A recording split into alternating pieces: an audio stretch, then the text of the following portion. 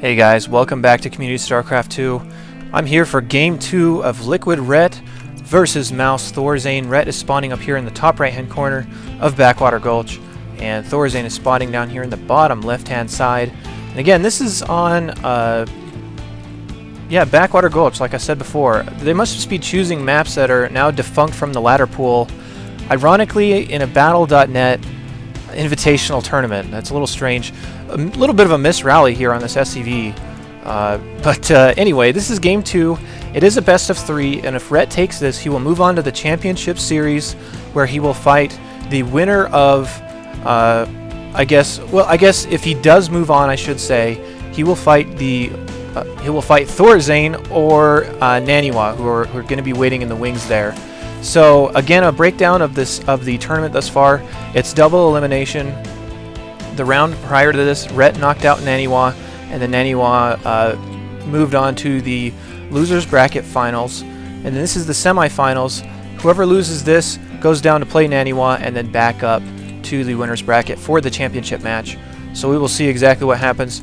We'll see if ThorZain is able to force a Game 3 or if Ret is able to close this out 2-0. Wow, a lot of missed rallies here from ThorZain's SCVs. Losing just a little bit of mining time. It almost just looks like he's a little bit frustrated right now with how that last game went, and I don't blame him. Ret really took it to him that last game. Pummeled him pretty hard. Ret is again going hatch first, and he's really one of the best macro Zergs in the game. He will drone so hard, and by the time he's got his macro established, there's just not much you can do from that point. His mechanics are so good. He's really one of the best foreign players there is, and he gets overlooked so much. But recently in the MLG, he came out swinging and really took it to a lot of people there. So he's on top of his game right now, and ahead 1-0 in this series. So normal stuff coming down here from ThorZain. A little bit about this tournament. I should say that the North American Battle.net Invitational actually starts on Monday, which should be prior to the date that this was posted. So I would imagine that if you're watching this right now, the North American Battle.net Invitational should be either going on right now or just about to start, depending on when this actually gets uploaded. If YouTube will be nice to me and let my videos get up there instead of giving me problems again. But here comes a factory out of ThorZain. I would imagine a reactor is going to drop here in just a second as he's waiting for that 50 gas, and yes, there it goes. It is a reactor. The drone is pushed away, so Ret is in the dark, but he at least knows where ThorZain is. It is going to be cross positions, as we can see on the minimap. I'm not even sure if ThorZain is actually scouted. No, he hasn't. So he's going to come in here, and to his dismay, he's going to see hatch first again, which is perfectly safe, especially on these cross positions. So we're going to see a little bit of Hellion harassment, as well as the expansion starting for ThorZain. Again, very nice opening from ThorZain, getting this expansion started at about 4:15, and he's going to have a bunch of Hellions on the field. Obviously no blue flame since there's a reactor instead of a tech lab, but we'll see what his next stage is after that. A lot of people like to follow this up with Banshees, but he's not on 2 gas, so this could be just a quick little pressure into a heavy macro expand type of build, so we'll see what he wants to do with that. Ret has quite a few queens out. There's 2 queens, additional one being made here at the natural. There's not one in the main. I'm not sure if he just has this set up so correctly that he does not really want any more drones here in the main and just only wants drones at the natural, so it's only where he's going to be spawning larvae. But he's already getting his creep spreading started, and this is really what I like to see out of Zerg. If you maintain map control with your Mutalisks and you get your creep going, you can see almost the whole map, and you can see that's what it was in the last game, in Game 1 of this series. Ret had the entire map under control. You could see everything. These Hellions are going to come in here and be greeted by 2 queens. They're going to take too much damage and is worse, so they're going to have to fall back and go home. Ret's Overlord is just finally making its way over there, so you can see what's going on in the base, although there is already one here.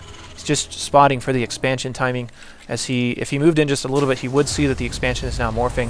There is a barracks coming down on this reactor, so 2 barracks factory. A little bit of a strange tempo so far in this build from ThorZain, but he always has really nice builds. Hellions are trying to poke in here once again, but it's just too well of placements on these queens, and especially this creep spreading allows the queens to get everywhere. One thing I'd like to see him do is just drop creep to him right there to connect the 2 creeps together, so if he needs to pull an additional queen, he will be able to do that in a timely manner. The Overlord does see the command center, Marine coming over here to try to kill it. I'm not sure that he's going to get it, but I'm actually not sure if there's enough space for this Overlord to hide. So if he runs a second Marine down here, he should be able to kill that. Whoa, there's a quick Spire coming down here from Red. Spire starting at 7:15. This is an extremely fast Spire. Starting it so quickly. You usually don't see that tier 2 stuff until about 9-10 minutes. But I think he just started the Spire only because he saw that expansion coming out so early, and he has not seen any other advanced level of tech so far on the field. There is only one tank, a handful of Marines, and these Hellions on the map. So if he gets mutas out super quickly and in high enough numbers, he'll be able to just win the game right here, but he doesn't quite have the gas to make that happen, so I don't think that's what we're going to see. Spire is nearing completion though. It should be done the next, let's see, 30 seconds, and the mutas will be on the way about another minute. ThorZain should be able to shore up the Marine numbers to hold that off. Here's a third barracks coming down. Bathing Nest coming down for Rhett, and the tank siege mode is just about to finish, really keeping ThorZain safe here for the time being. Hellions still haven't done anything, so it's probably a pretty good call to not go for a much harder pressure here, considering it would be shut down so easily. Zerglings knocking down these backdoor rocks, and if you're Zerg, you always want to be active with your Zerglings so that you can get these rocks knocked down and have additional attack paths so you don't get choked into one point and killed by a bunch of tanks or Hellions or whatever they might be using. Only 4 mutas coming out here for Rhett, and you can see his Overlord is actually snuck all the way into the base. The Marines are finally reporting to come kill this, and they will shoot that down with these. Hellions still trying to poke up here. He does get a scan off to see what's going on, and this is good. This is really good work with these Hellions to scan and kill creep as much as you can to reduce Zerg's map control. One Hellion does get surrounded though. The rest of these Hellions are not going to get caught by Zerglings, and the mutas are too slow to catch up to them. So these Hellions will make it home, but Rhett's now able to take his third. He'll have creep ready and the rocks knocked down over here to take his fourth very soon as well. So I would not be surprised to see a very fast double expand, especially if he can get a count on what ThorZain has on the field, which is really not very much right now. Rhett maintaining a small supply lead, which is very normal for this point in the game, considering Zerg units are a little cheaper. Muta's now coming over to see what they can do. Marines should be in good enough position. Pretty nice turret placement here from ThorZain to try and stop these mutas as close as possible. And there's such a low muta count here that I don't think this is going to do a whole lot. Marines are ready to go though, and they come up here and almost pick off a muta, but the mutalisks now have to retreat. We can see a armory now coming down here, probably to get that +2 again on ThorZain's bio. So he really likes those consistent and fast upgrades. Very smart playstyle. Now a Hellion come over here, checking the timing. Look at Rhett's creep spread, heading down to the next expansion, really thinking ahead very well. He's also going to connect his creep to his third that is now established. There's a Hellion over here that's going to be bugging it just a little bit, but even if he just whacks it with his drone, that'll kill it. But the mutas do the job anyway. So good scouting out of here from ThorZain, but it just feels like his build's a little slow to me. This is a pretty small force to have on the field for this time in the game. It's not necessarily small, but he has a lot of SCVs, and it makes his army look a lot smaller than it should be. Zerglings are now coming down here to knock down these rocks. Mutalisks are getting caught out in the middle of the map. ThorZain has a pretty decent tank count for how many units Rhett actually has on the field. He's going to try to come over here and cancel this third if he can, which I really like. It's good to just go for plays that will get you ahead rather than try to win the game right away. He's going to siege up his tanks. I'd like to see him siege them on the high ground, but then again, if there's mutalisks out, that might not be the greatest ideas. They are sieged in a little pack, which gives the Marines a nice little point to run by here. Here come the Banelings rolling in. They will detonate on these Marines in the front, and the rest of the Marines are dead, so Red is going to clean up this push pretty easily. As we see, the hatchery might fall, though. No, it's not going to. There's not enough firepower, so Red holds onto the hatchery, takes minimal drone losses. As we can see, there was only 6 workers killed during that engagement, and ThorZain lost his entire army, and I think Rhett may have lost 1 mutalisk, and that's it. So again, Rhett just seems really in control here. If you let Rhett do his macro without any sort of harassment that actually does any damage, he's going to crush you, and you can see he's ahead by 50 supply right now. About 50%, well, over 50% more than ThorZain's, which is a pretty big deal right now. The one turret does kill a mutalisk, but the mutalisks do get it down. They're just trying to get in here and camp the supply, or rather the production facility, see if they can pick off a tank that is just building, or in this case a Thor that is now on the way. Third command center for ThorZain is on the way. These rocks are getting somewhat low, but the tank is going to push them away. As we can see it, bang, nail a couple of Zerglings right there. and a couple more Zerglings are lost, but no big deal, they're just Zerglings. Rhett's now supply capped, waiting for these 4 Overlords to finish before he can resume production.